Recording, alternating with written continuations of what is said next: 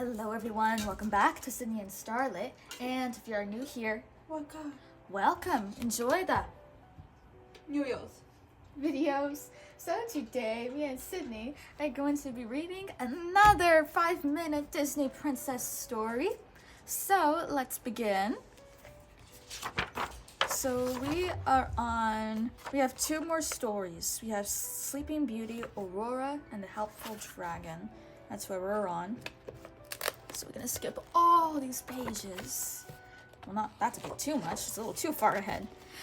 Okay, here we go. Sleeping Beauty, Aurora, and the Helpful Dragon. I'll race you to the lookout point, Princess Aurora called to Prince Philip as they galloped through the forest one sunny morning. She sped away on her horse, Buttercup, with Prince Philip close behind. As they rounded a bend, a small dragon popped out from behind a tree. The prince and princess went to it at once. Grr, grr, grr, grr, the little dragon said softly.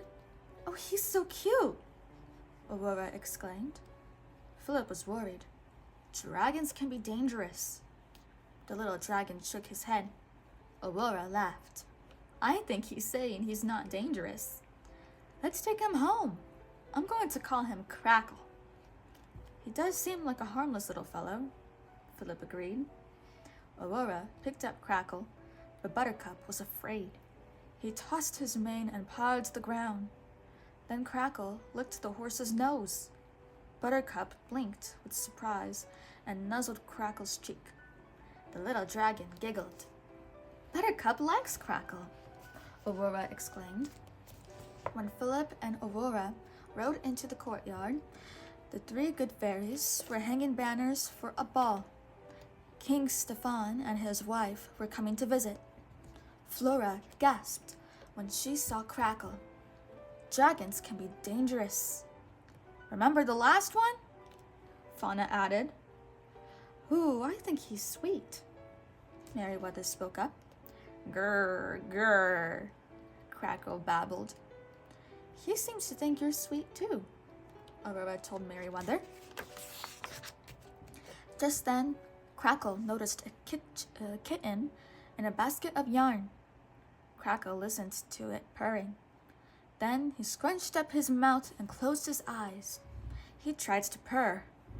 Purr, grr, purr, grr. Clouds of smoke streamed from his nose and mouth. Achoo! Achoo! Huh? Achoo! The fairies sneezed so hard from the smoke that they tumbled backward. Crackle looked sad for a moment. Then he saw the kitten playing with a ball of yarn, and he snatched some. Whoosh! The yarn burst into flames. Merryweather put out the fire with her wand. Oh, Crackle, Aurora said gently. You're not a kitten. You're a dragon. Crackle's lower lip trembled. A moment later, Philip led the horses into a stable. A dog followed, barking and wagging its tail. Crackle ran after them, wagging his tail too. He tried to bark. Woof, grr, woof, grr. Flames shot from his mouth, and some straw caught fire. Philip poured water on the burning straw. You're not a dog, he said kindly, shooing Crackle away. Sadly, the little dragon crept out of the stable. Aurora noticed that Crackle looked unhappy, so she took him to the castle. As the princess began to tell a story, a bird sang by the window. Crackle's ears pricked up. He tried to sing like a bird. La grrr, he bellowed. King Hubert heard the racket and rushed into the room. Oh, my! How did a dragon get in here? He shouted. Crackle had never heard a loud, angry voice before. Frightened, he ran to the garden. Aurora chased after Crackle. At last, she found the little dragon sitting beside a fountain, watching a fish. Splash! Before Aurora could stop him, Crackle jumped into the water. Crackle, you're not a fish! Aurora exclaimed as she pulled the dragon from the pool. You're not a kitten or a dog or a bird either. You're a dragon. Tears rolled down Crackle's face. Grr, grr, grr, he sobbed. Suddenly, Aurora understood. Do you think no one will like you because you're a dragon? She asked. Crackle nodded and whimpered. You can't change what you are, Aurora said kindly. But you don't have to be dangerous. You can be a helpful dragon. Crackle stopped crying. Grr, grr, grr, grr, he murmured hopefully. Before Aurora could answer, thunder boomed and dark clouds covered the sky. As Aurora and Crackle ran back to the castle, rain began to pour down. Everyone was gathered in the grand hallway, watching the storm. I'm afraid King Stefan and the Queen might lose their way, Prince Philip said, concerned.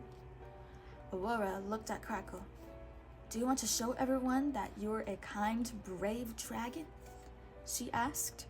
Grr, grr, grr, Crackle exclaimed enthusiastically.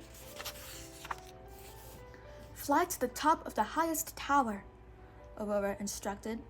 Then blow the largest, brightest flames you can to help guide my parents to the castle.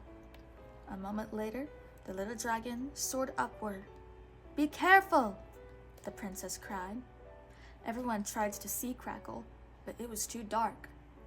Suddenly, gold and red flames lit up the sky above the watchtower. Crackle had done it.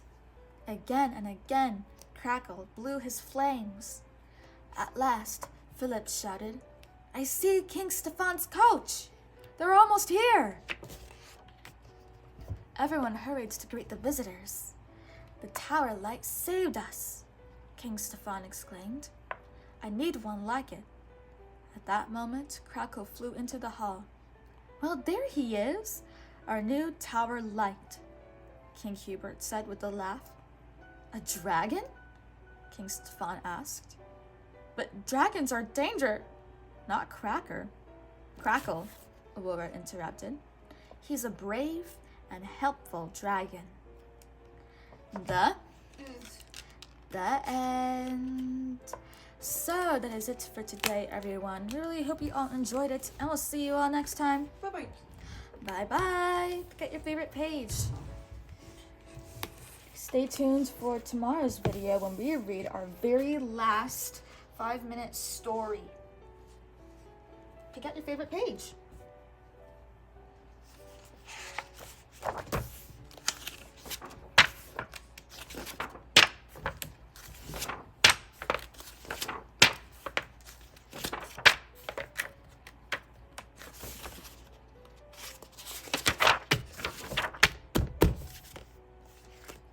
Is this your favorite page?